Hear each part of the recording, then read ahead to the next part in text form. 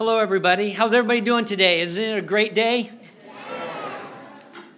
First, I would like to thank the First Lady, Dr. Biden. Thank you so much for having military members, the National Guard here today, this morning.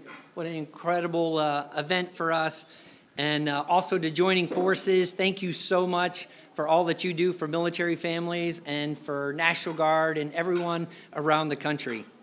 And thanks to all of our National Guard families for making the travel and the trip in from across the 50 states, 3 territories in the District of Columbia. We also want to remember Bo Biden and his family. Bo is a Delaware National Guardsman.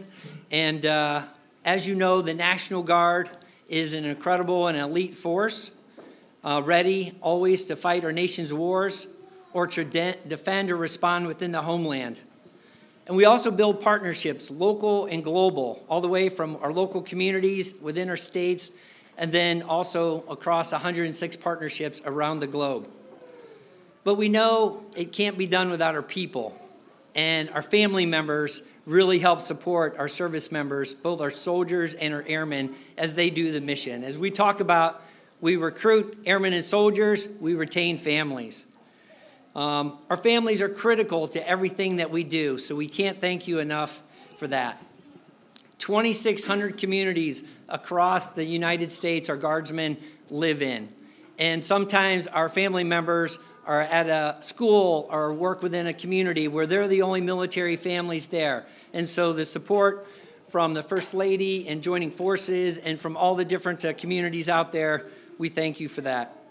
The National Guard Military Family Readiness System has also supported 1.3 million family members in their services in FY23. And so once again, just a great job there. They help with financial assistance, education, TRICARE assistance, employment assistance, child care, and also youth services. We're very proud of what the National Guard does for our nation. And we even had some members fly in all the way from Guam, 8,000 miles away. Is Sergeant Santos here? All right, back there. And her husband, Ron, and Elias, and Misa, and Branson, and Ray. Thank you so much for coming 8,000 miles away. Yeah.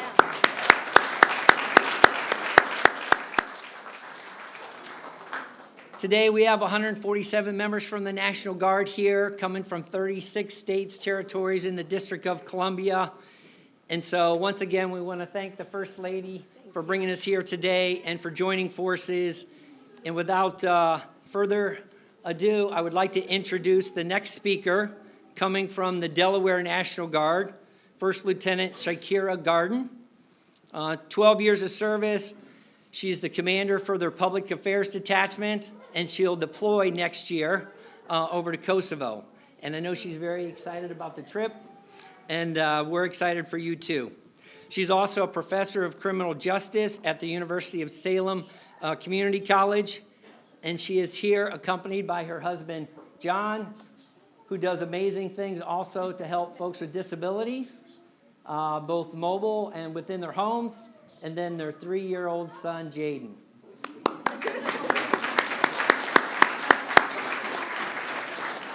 And before I bring her forward, I also want to introduce Arlene, which is her birthday, and Shakira's mother. Where are you? Happy birthday. Lieutenant Garden.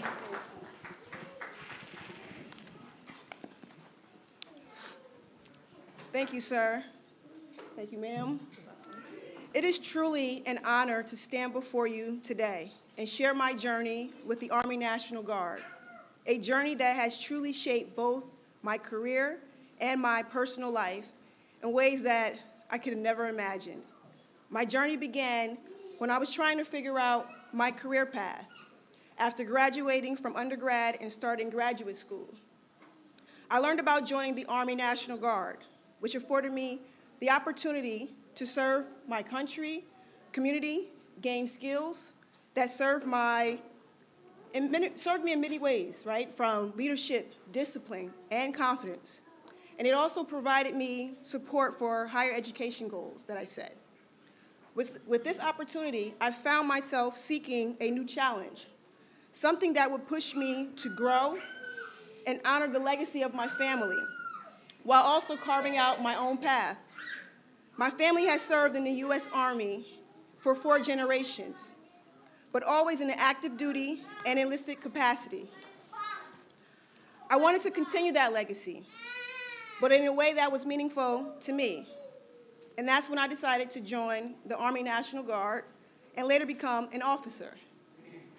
The National Guard offered me the flexibility to balance my civilian career and passions while still giving me pride and satisfaction of serving my community and my country.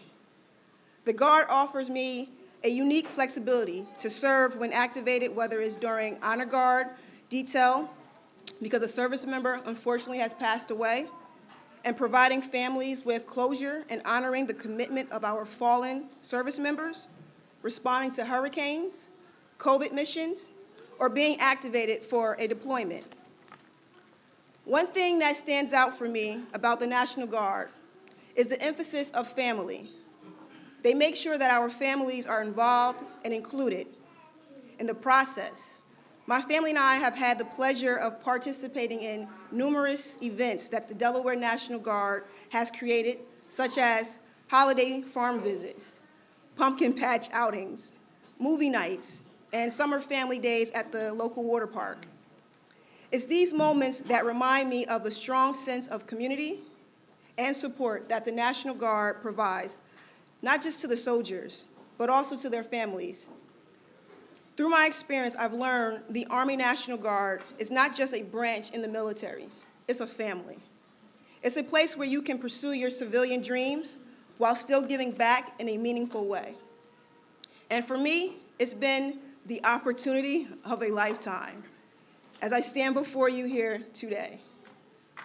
And it gives me great pleasure to introduce the First Lady of the United States of America, Dr. Jill Biden.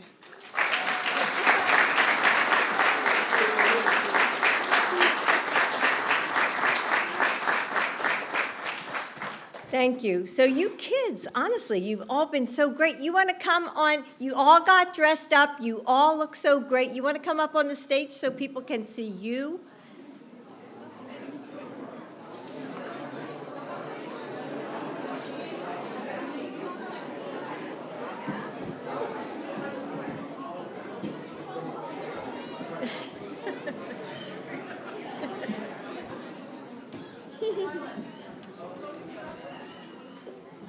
Everybody up?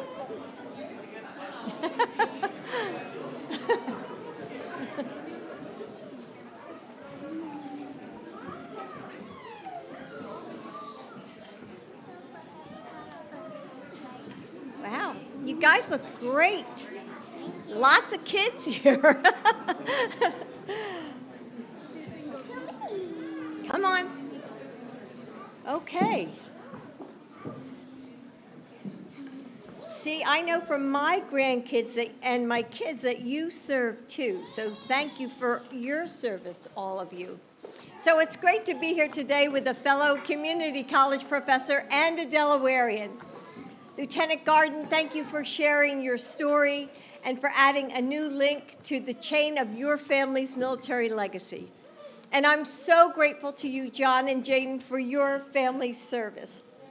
And General Nordhaus, you are guided by a deep sense of purpose. Thank you for your decades of service to our country and for this new chapter, as you will make the Guard stronger and more resilient.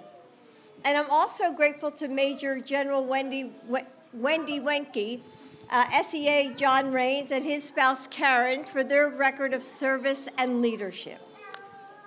So the Bidens are a Guard family, and our son, Bo, was a major in the Delaware Army National Guard.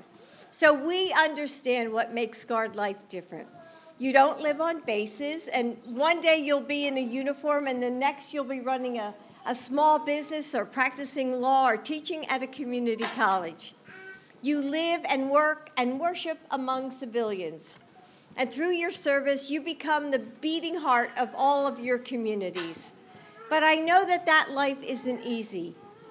It asks you to balance the demands of a career and the responsibilities of stepping up for our country, to spend time away from your families, sometimes at a moment's notice, to put your lives on the line to answer the call of duty.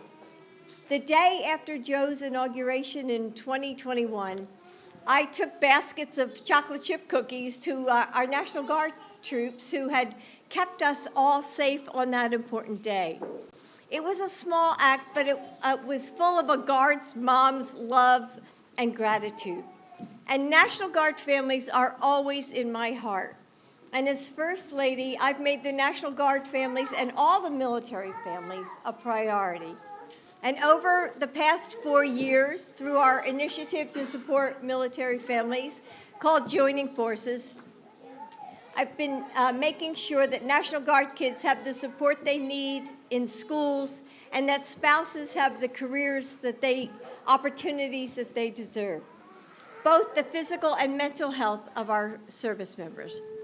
I began my time as First Lady by thanking National Guard members, and I remain grateful for your service and for sharing your stories and hopes, all of it with me. And I've been so proud to work arm in arm, together to make this life a little easier for fellow Guard families. Now, this is a special time of year as we transform this house for the holidays. Did all you guys like it? Yeah. And one of the privileges I have as First Lady is deciding who will be the first to experience the magic of the season here at the White House. And every year, I've asked to share it with the National Guard families. So today, I hope that you found delight in everything from the gingerbread house. Did you all see it over there? You didn't see it? You'll have to take a look. It's pretty cool. To the carousel. You saw the carousel, right, where we had our pictures taken. And in the Blue Room, and, everything in all the rooms in the holiday season. And I hope that you will find peace in the flow of holiday season, peace in your purpose, and strength in your community. May God bless you and your families. Happy holidays, National Guard. Thank you. Thank you, guys. Thanks for coming up. Thank you. All right, well, enjoy the house, okay? Don't forget to see the gingerbread house.